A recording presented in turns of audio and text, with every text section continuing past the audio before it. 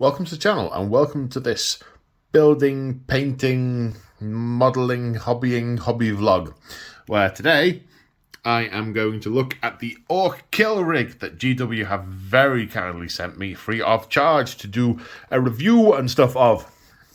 Now, I'm holding it a bit weird because the box got a bit crumped from the courier. You can tell it was an orc. They've been having a fight with it. So the first thing I couldn't decide was whether to do the kill rig or the hunter rig. I prefer the look of the hunter rig. I prefer the concept of the hunter rig. But there's just something, even though I'm not keen on the weird boy thing that the beast snaggers have got, I just think the idea of a massive psychic tower is just so cool. So with my indecision, what I did was I chickened out and, hello Lemmy, I decided to ask YouTubes. So I put a poll on my channel and said, what do you want, hunter rig or kill rig? The results were overwhelmingly kill rig. Although one person did suggest magnetizing it to try and do it as both. So I'm going to see how possible that is. But assuming it isn't, I'm going to be doing the kill rig. So let's open this up and see what the sprues look like. So a cursory inspection of the rules instructions suggests to me it's modular. It looks like these bits. The light's shining on the thing. I can move the light. There you go. The light's moved. These bits look modular and can be disconnected, or certainly look like they can be very easily magnetized if I get to it, and they aren't. I guess the only thing I need to actually do is, if the weird boy is being fastened into the seat there, it looks like I need to glue him in. But that's okay. I'm not particularly keen on the idea of using him as a foot model anyway, so I think that's all right. Now, the other thing from going all the way through, there seems to be lots and lots of sub-assembly for painting. Now, the Squig is obviously a sub-assembly, which makes a lot of sense. But there seem to be quite a few others. So what I think I'm going to do is build each bit, and then sub-assembly here, sub-assembly here, sub-assembly here. No, I am not painting the tyres as a sub-assembly. I'm just not. So I'm going to exercise some judgment as I go through as to which bits to glue in and which bits not to. So I'm going to make a start with Mr. Squig. Okay, so the big Squig is built. It looks like those cartoons with the pit bull who was all shoulders and head and like no legs and tail in like Tom and Jerry. I think it was Tom and Jerry. That's cool. He doesn't stand up for all he does now. He didn't earlier. Maybe that's because I was doing it on the magazine. He's only got 2 points where he hits the floor. Yeah, that's right. He's leaning. Yeah, because that foot's slightly raised up. Now, I've just come upon what I think is actually an error in the instructions. So I'm building this modular assembly, and this piece here, which I've actually gone ahead and glued to this in the hope that it would give me some insight into what was wrong. These little doodahs are meant to glue, according to the instructions, are meant to glue into these little depressions at the back that then glue in, that they then slots into here on the. I've got enough hands to do this, and then slots into here on the Squig, so it then attaches to the platform. If you see, but these bits are just really flat depressions. I think it's meant to come into. Can you see it? I think they're meant to come into these things here. Yeah, you see, that's much more like it. But I think, because it says paint this now, I don't think they're going to fit in properly. I think if I stuck them in here, I'd have a hard job then tucking them in here after the modular build. So I think I actually have to stick them in here so I can just slot them into there, if that makes any sense, because of the shape of it, because it'll be sort of hooked like that. And if I've done them both together, they won't sort of pinch past that point on the on the squig. So I think I'm going to stick them into the squig in such a way that they will then just slot into there. And then that just boop, boop, sits on top of the squig. Right, so the build is more or less finished at this point. So a few things to talk about. There was, as you can see, there are lots of subcomponents to this. However, the book recommended so many more. These gunners it recommended were sub builds, but you know, I can guess at those orcs pretty easy to paint on those.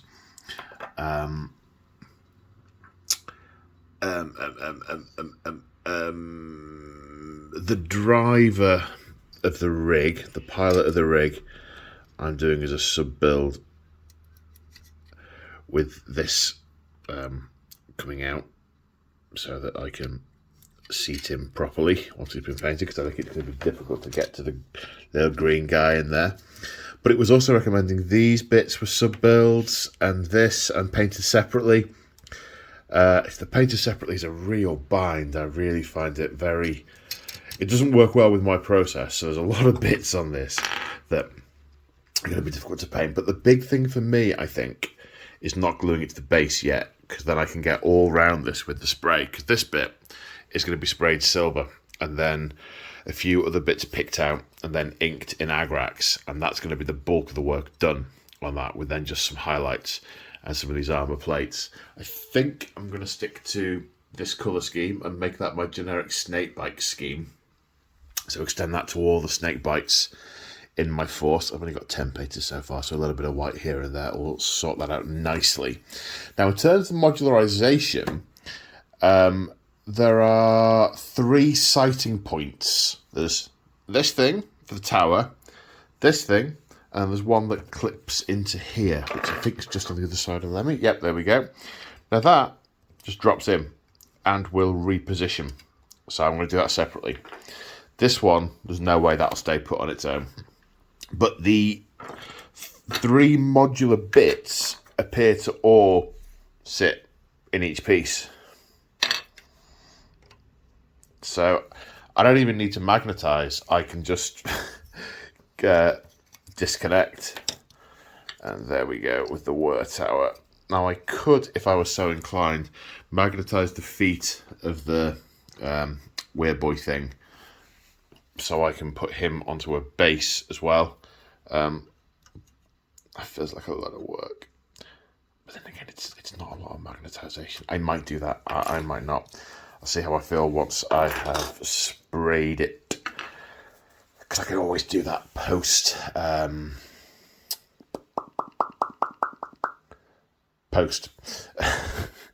Also with... Hello? What? I'm trying to tell the folks about the kill rig. Then I'm going to go and take it outside and paint it. We'll spray it anyway. And I want to show them this bit. I'm also thinking of doing... Oh, I'll get the other guy. There's one per side. I'm also thinking of magnetizing the feet of these guys so I can disconnect them. But I don't know if I need to disconnect them. I would normally do that to represent that there are units embarked on it for transport purposes. But if you look at the rules for these guys, they have people manning the rig normally that get to make their own attacks. So I don't think I'll be doing that, because it will be taking away, because there are meant to be boys on it with those big hitty sticks. So I think that's fine. A bit nervous about these structural wires. I think I'm going to end up catching one of those and breaking it, or it'll be difficult to get the brush past it, which will be annoying. I suppose I should have kept these off and put them on afterwards. But yeah, that's where we're up to. So most of this is going to get sprayed silver. The things that aren't mostly metal are going to get sprayed black. And we're going to paint it. Right, here we are. It is undercoated and in its constituent parts. The dilemma I now have, well, I say dilemma, is what order to do it all in. And whether to get it all to a certain stage. I mean, I've basically got like 10 models here to paint, and then an assembly to do afterwards, haven't I? Yeah.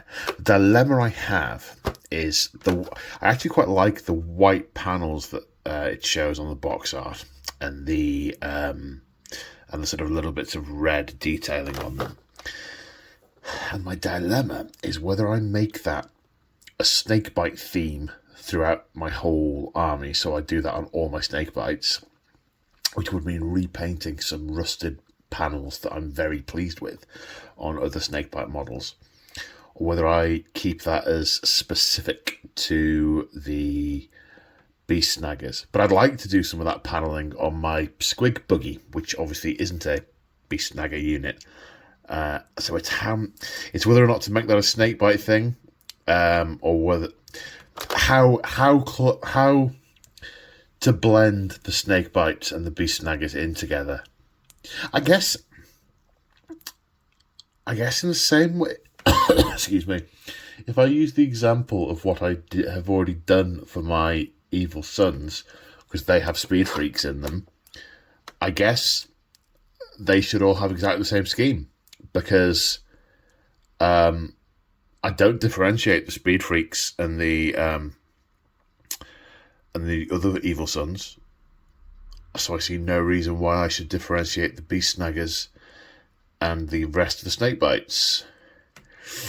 Now the question becomes, do I do none of the pretty painted panels and just lots of rust, which is what I've done on my other snakebite units?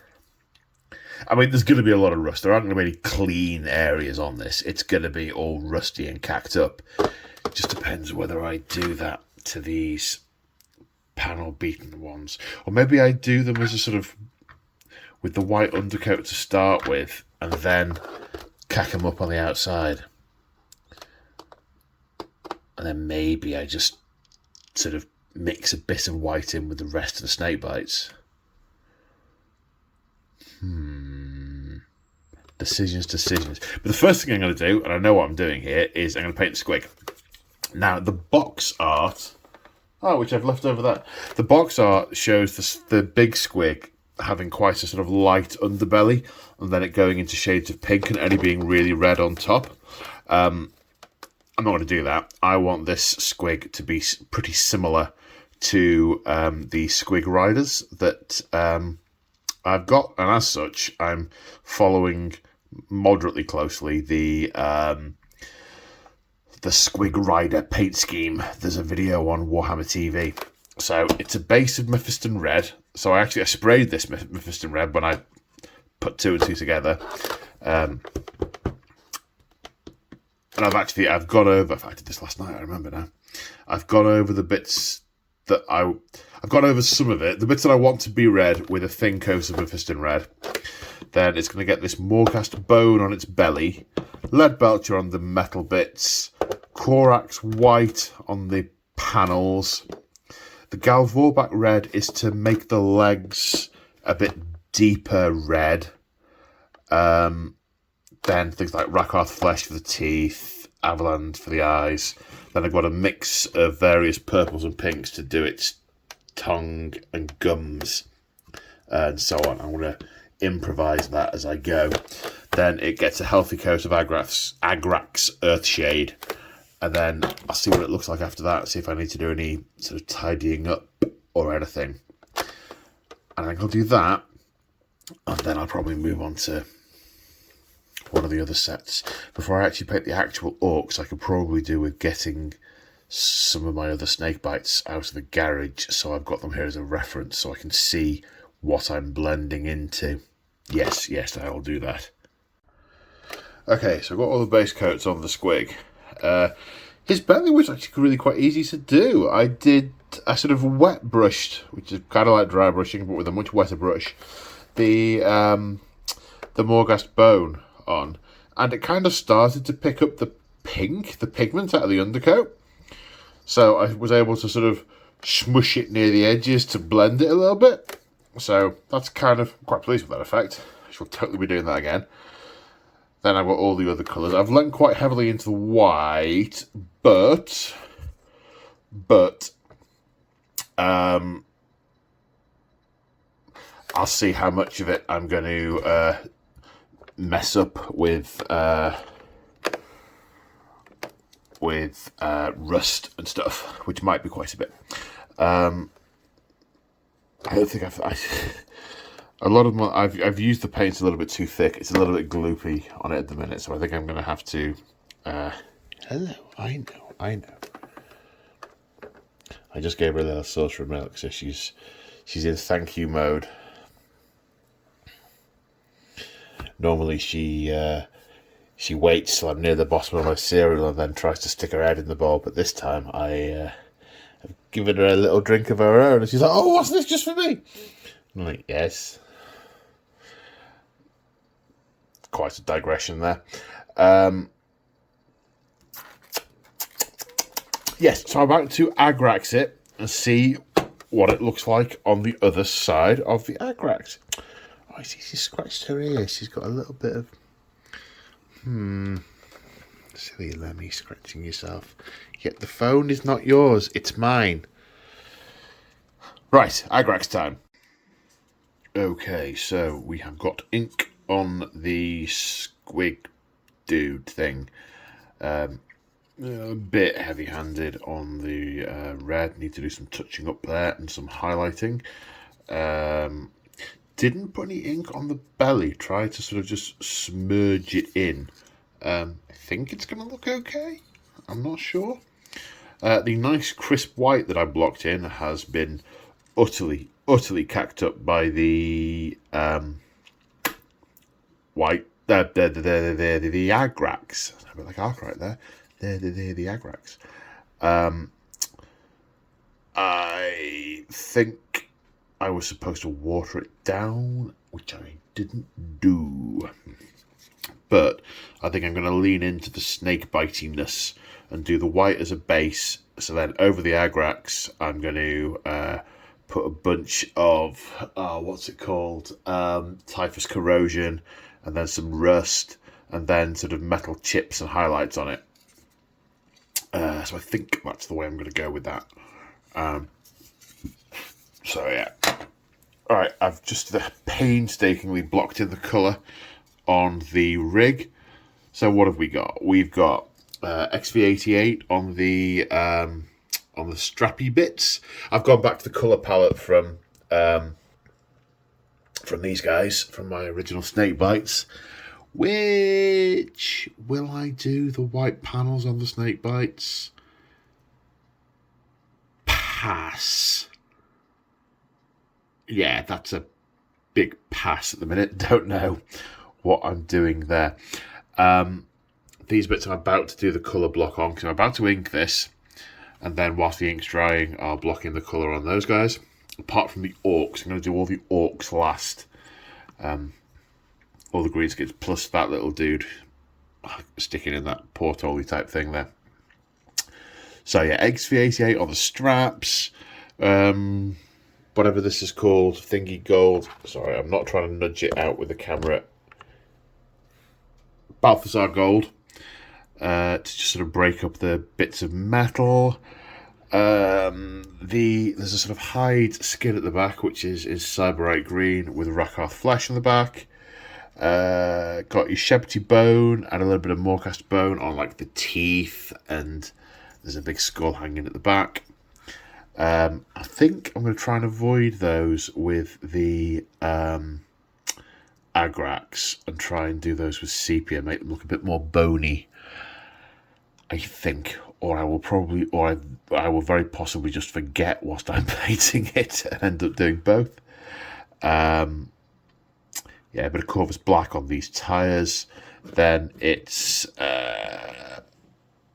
Corax white, 2 coats, and then Gal Vorbak red, 2 coats on the teeth.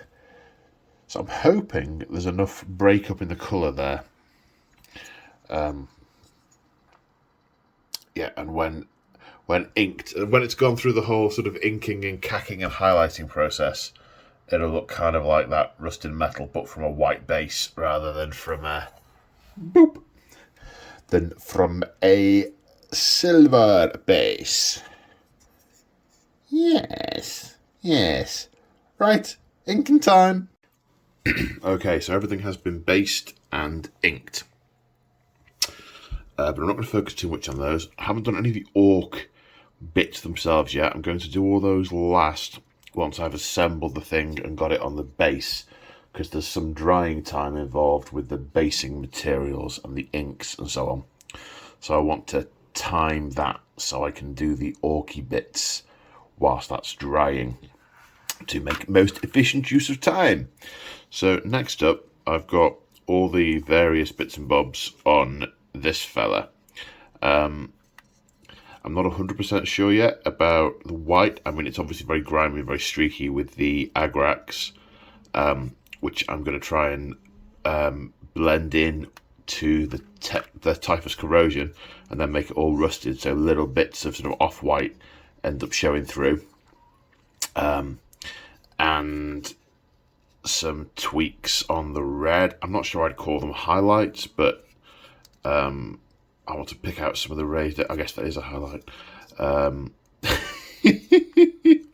then stuff with the teeth, maybe the tongue, the eyes, and his hoofs, to try and make it all blend in. So, doing that now. Got my paints lined up.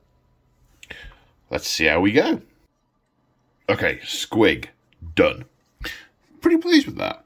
I think you can kind of tell it was once white underneath, but isn't now, and it's mostly made of cack and and rust, which, yeah, pretty pleased with that. Right, repeat same formula on rest of stuff.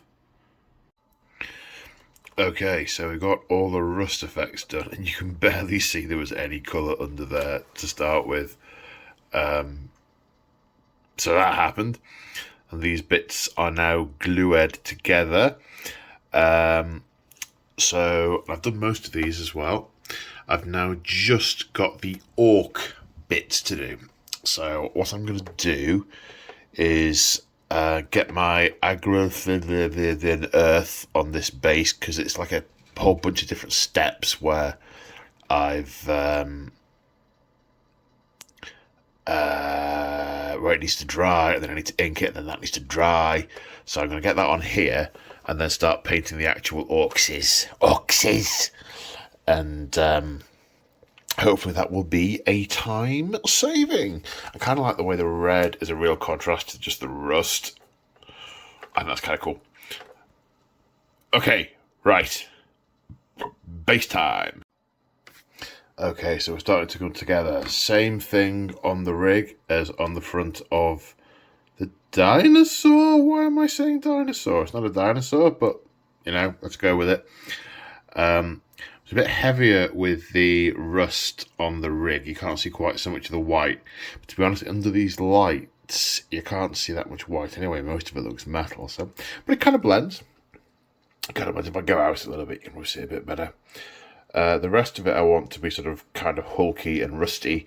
And I think I've hit that.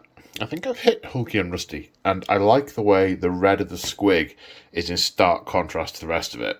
You see all the metal bits sort of dilapidated, but the Squig is kind of bright, and there's a pelt on the back as well, which is quite bright, and the psychic flames in the tower. Yeah, they look quite good. Quite pleased with those. So I've done the base and stuffed some tufts onto it to make it match to the bases. Now I'm just in the process of orcifying the orcs.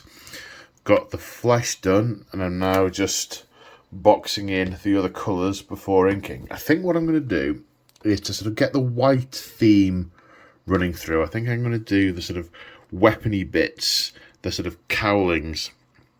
I'm going to do those in white and red, and then do the same effect. I think I want to do something slightly different with the bionics on the orcs. I think, to do those in a cleaner metal than the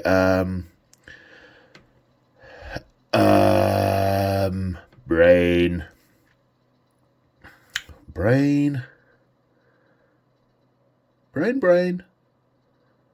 Cleaner metal than the sort of holdy-outy bits. I think I want the bionics to look a bit cleaner. So I'll probably do those in Ironbreaker and Basilicum Grey.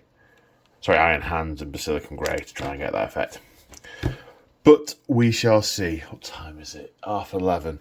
Can I get these done tonight? Well, if I can get these done tonight, I can get the video uploading onto YouTube overnight and get it out on Sunday. I guess it depends what day you're watching this as to when I finished it, because things upload on YouTube just so slowly on Sunday. It's an absolute snail's pace. Anyway, enough of that. Right, onward! And here it is, the finished article. Yeah, it's Sunday. I didn't get it all done. And I gave up at about 1 o'clock when I couldn't see properly. So I've just been finishing it off today, and I'm pretty pleased now. I've got all the Orcs glued on, and the driver's in there with his steering wheel, because you can drive this thing. It's not like a door. You can't drive a door. So these are modular. These are just sitting in. So if I want to, I can just take that platform off there and put the harpoon on to turn it into a hunter rig rather than a kill rig. Come on you go. Boop. Got the Whirlboy in his tower at the top. And the guys on the side. I did think they stood in here at first, but I could. If I was so inclined, I could kit bash a few of the models to go on it, because this has actually got a transport capacity. Even the kill rig has a transport capacity of 10, which is, yeah. I mean, I'd probably want a separate mob to go in here because I want more than 10 beast snagger boys. So maybe I'll do those as a separate mob someday. And because it'll only take beast snagger boys, I can't put other snake bites in there, which is a shame. But I think it looks suitably snake bitey. It's got some colour on it, but it's got a lot of rust. I'm pretty pleased. It's got some hides. Yeah, pretty pleased with that. I think that is going to make an awesome centrepiece for when I do the rest of the snake bites. At the moment, just putting down 2 characters, 10 lads, and that is going to feel a bit weird. But I have a game with the amazing winters at the end of October, and I have a crazy notion of trying to get my snake bites all painted up for them. And this is a super good start. So I hope you've enjoyed this video. If you have and you want to support me, there are many others like it. Well, there are a few others like it. If you check out channel memberships, there are bat reps, there are hobby vlogs. It's mostly 40k, but I started branching out into Aeronautica and Age of Sigmar. There is some stuff on there I can't even talk. There is some stuff of those on there at the minute, which is pretty cool. Other ways to support me, in the description below, there is a link for Element Games. If you shop at Element Games, if you click on the link first to get to the website, they know you've come from me, and I get a little bit of commission, which is super good and a way to support, should you so desire. There's also a code in there that you can use for extra crystals, which is store credit. So, win-win-win. I know most of the stuff recently has been hobby vlog oriented. There haven't been many bat reps on the public YouTubes for a while, but there are some more coming in the not too distant future. I've not been very well recently, and bat reps have been difficult to produce, but I am on the mend, so hopefully they will be coming back soon. As usual, I don't know how to stop talking and finish videos, so I will simply say, stay safe everyone, take care, and I will see you in the next one. Bye for now!